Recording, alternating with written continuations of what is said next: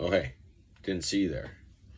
So, as you guys may have known, I did have a similar video to this a couple of years ago that I uploaded. I took it down for some personal reasons earlier this year, but I'm going to do another one with a couple new additions as well as demonstrations. And I'm going to be a little bit faster paced with this one. I'm going to try. So, first one I'm going to go through here is the DigiTech. I already have all this stuff plugged in here. XP100 Whammy Wah. So this is more of an old school DigiTech Whammy.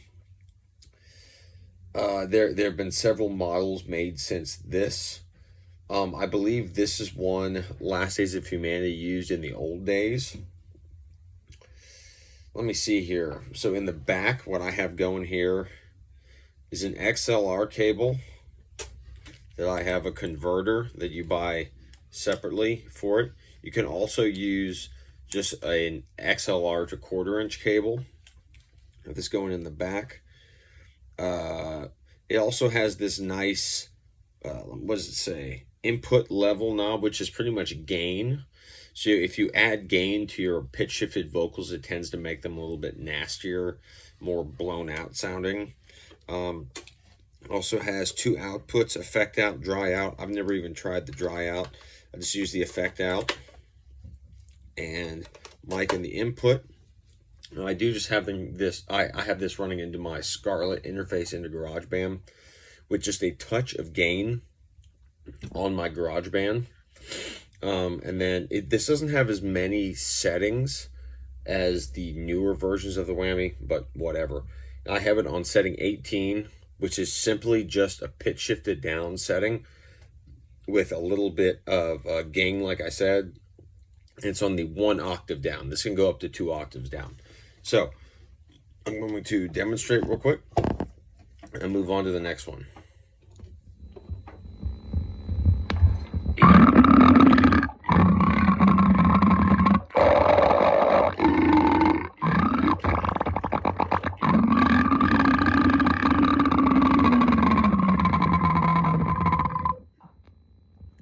So again, that's only, like, I guess a little bit of this Whammy wah built-in kind of thing on top of a pitch shifter.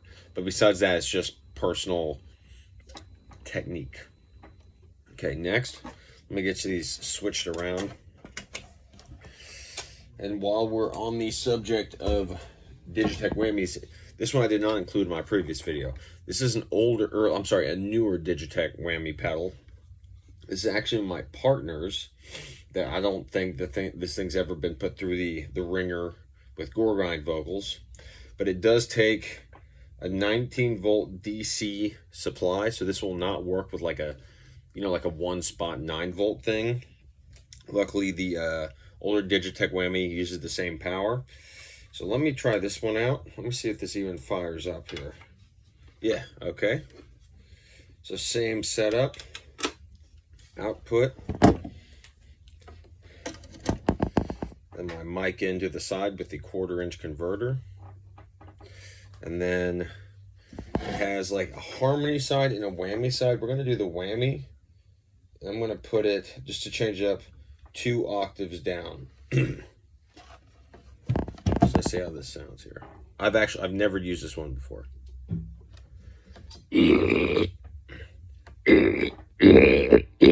Oops.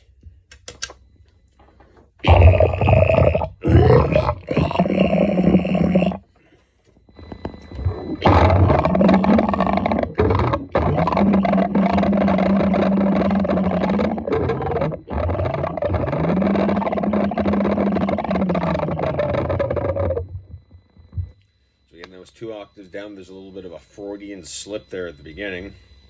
Here's like 1 octave down, kind of like the previous one, so less pitch shifted.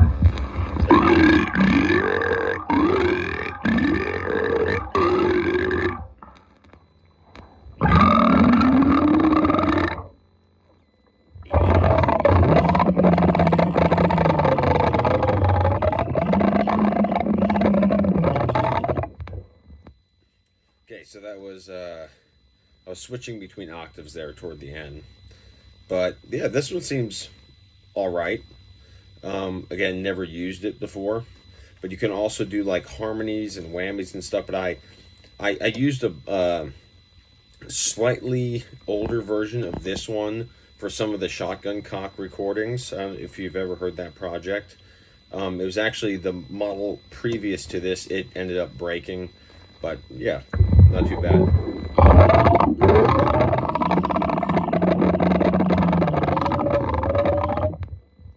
right, let me switch these up again. Again, that was, I don't know exactly what model, but it's one of the newer DigiTech Whammy pedals. Before I continue, I'd like to mention a little bit about noise reduction pedals, or like noise gates.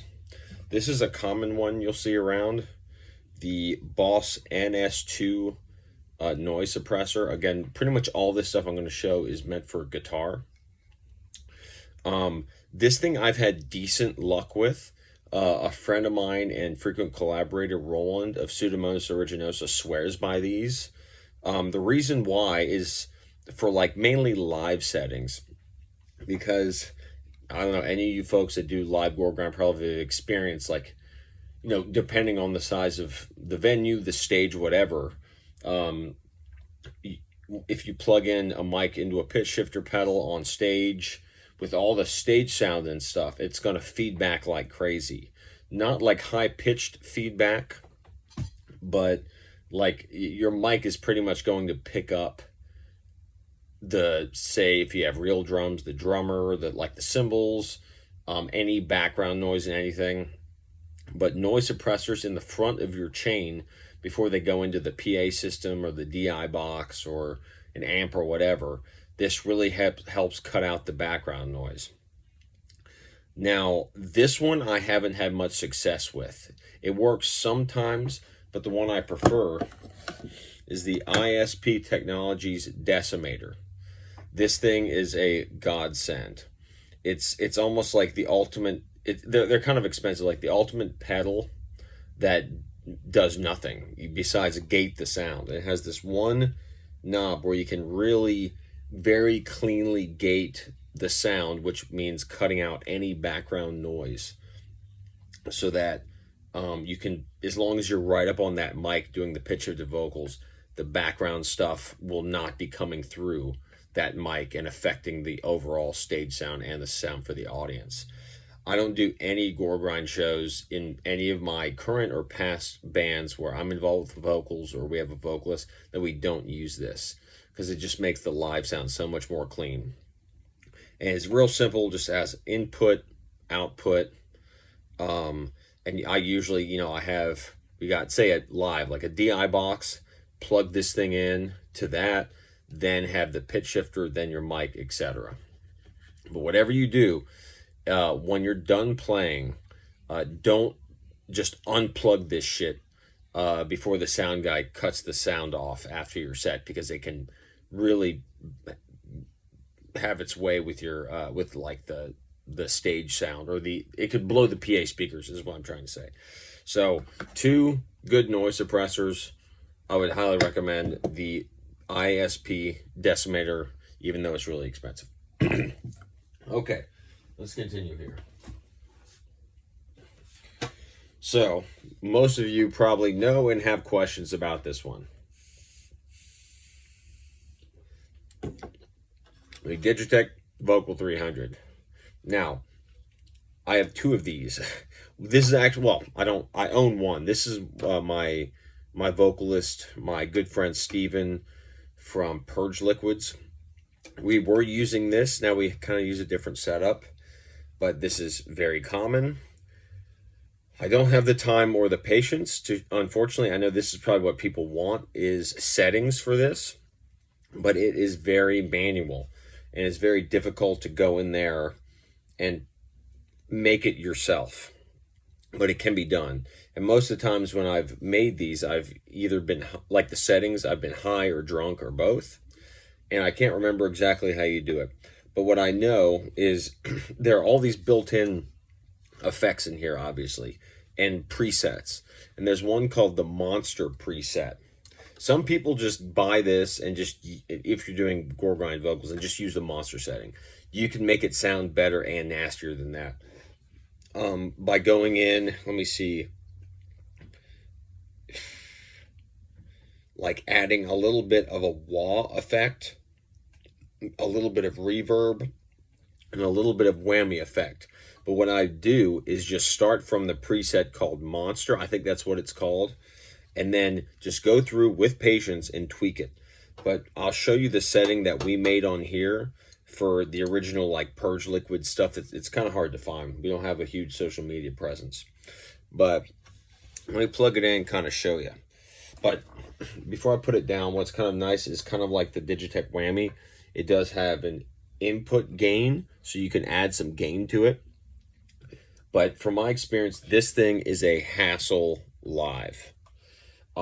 Even with a noise gate like the decimator, it's a little, just because there's so much power in this thing and so many different settings and so much gain throwing through, it's hard to gate it just right, in my opinion. But I'm not an expert.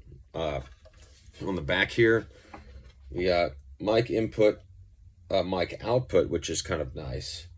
Input and stereo output.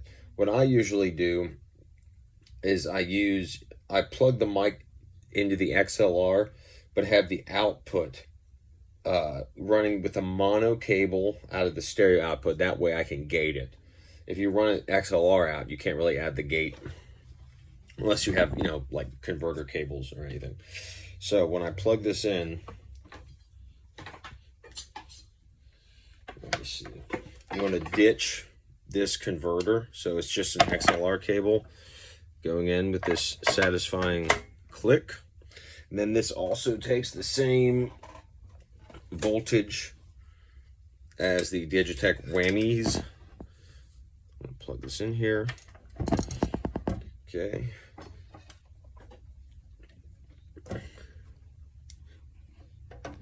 So I have a mono cable going into the stereo out. So here is my setting. Let's see how this sounds.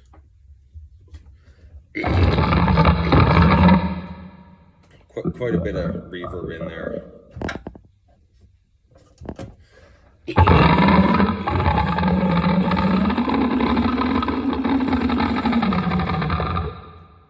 Tons of reverb. So this has the gain all the way up. That's why you can hear me. It's picking up all of this background noise. That's why it's kind of hard to gate anyways, but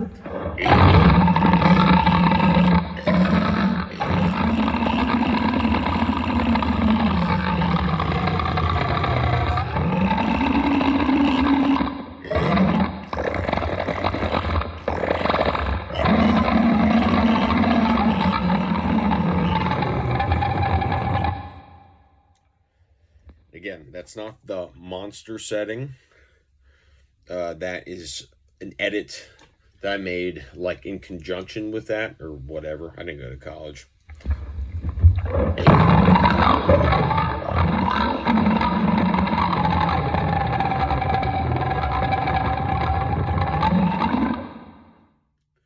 Very customizable. You can do a lot with it. I know later Regurgitate used this. You can see it in some of their videos, like their live videos, like in the later or early 2000s. Lots of people use this. Lots of modern Goregrind bands use this. I know Active Stenosis uses this for some stuff. He really has a killer setting that he made on there. I did kind of forget to mention some band stuff. I know Last Days of Humanity used this in their kind of comeback with Mark on vocals. I only make these claims because I've seen videos with that on stage. I've never had an opportunity to ask them, obviously. So I could talk about the Vocal 300 forever, but I have a couple more pedals I need to go through, and I don't have time right now. But I've used this for, I did a project called Metaragia for a couple of years. This was exclusively what I used for this. Again, this one's not mine, but you get the general idea. My settings sound very similar to that. In fact, I think I programmed that sound into there. Okay, what's next? So we're going down the home step here. So or wait, going down, whatever. We're wrapping it up. So the next one is my current favorite, Boss Super Shifter, PS5, not the video game system. So I actually use this for a ton of stuff now. It went from my least favorite to my favorite vocal effect pedal. Very common. They actually make like a Behringer clone of this. There are, in fact, several different clones of this, but this is like the OG or whatever. The main band right off the bat that I know that used to use this would be Hyperemesis, Hypermesis, however you say it. There's an old school one that's called the Boss like pitch shifter delay. I don't have that one, but that I know was a very OG pedal that I think Dead Infection used for some of their songs where they had a pitch shifter. I don't think Carcass used it, but I know Regurgitate in the old days used the old school one of these. Again, it's same kind of idea as some of the other ones. I'm gonna have to use a converter for this.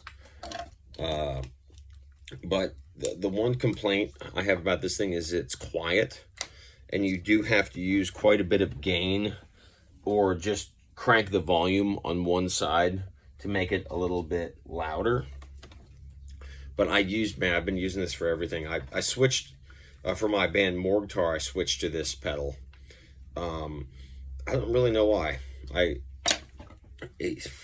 don't know. I really like it, and it's small.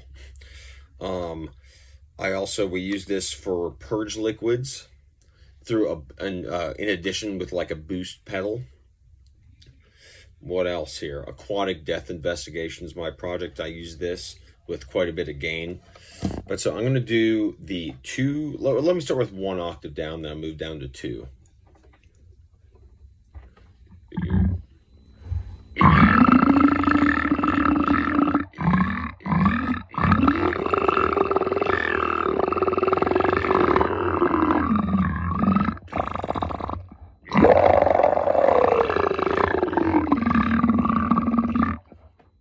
So that's 1 octave down. I'm going to go 2.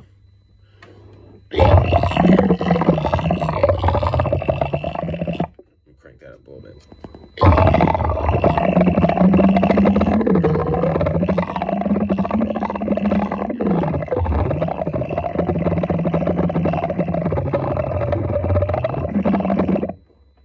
Yeah, baby.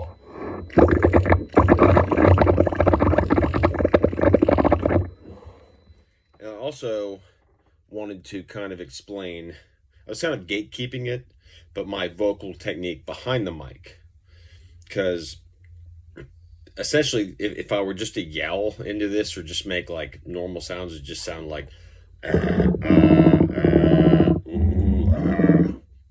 not the gurgly sound. And I'm just kidding. I'm not going to show you what that is. Okay, so next up, this one I did not include last time, but this is my vocalist, my buddy Steven, the phase shifter pedal. Now this is if you're into just super digital, like crazy bubbly kind of sounds.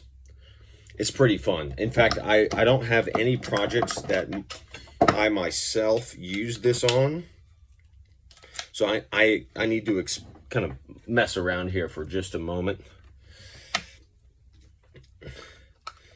So let's look at it. It's got the rate, depth, res, I guess that's resonance, I don't know. Step, rise, fall. So let's try these out.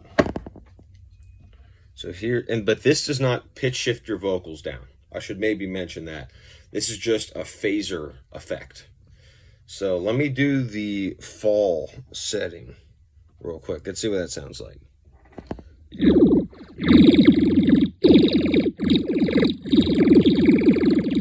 So yeah, definitely pretty wet.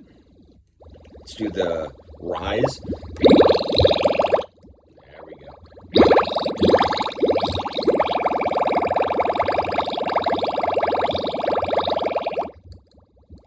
So that's what everyone's looking for, right?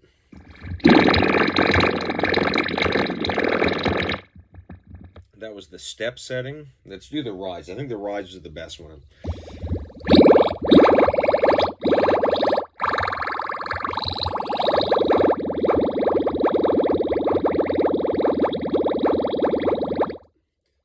that straight up bong vocals we all love, right? So that's the Boss Phase Shifter PS3. Let me do that. Let me fuck with that one again.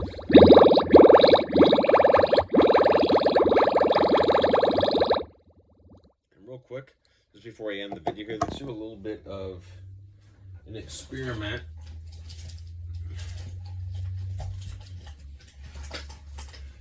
Let's go ahead and throw the pitch shifter, the Boss PS5, in line with the phase shifter and see how that sounds. Just because, you know, you don't just have to use one pedal. You can sort of mix and match, experiment. It's all about experimenting. So let me see here. I'm definitely going past the length that I wanted to do, but fuck it. So let's do, and with this stuff, order is key, which I think the pitch shifter should go, my mic should go into the pitch shifter, and then the phase shifter should be going into the amp or computer or what have you. Let me see here. So again, this is the Boss PS5 Super Shifter in line with the phase shifter. So essentially, I'm pitch shifting down my voice before it hits the bubbles. There you go. So this is 2 octaves down in the pitch shifter into the same rise stage in the Boss PH3. Let's go up an octave on the pitch shifter.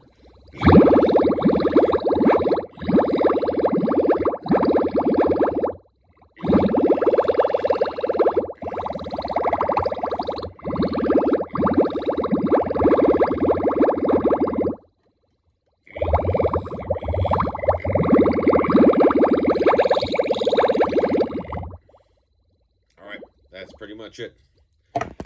Again, shout out to Goregrind. This one's for you, and thank you for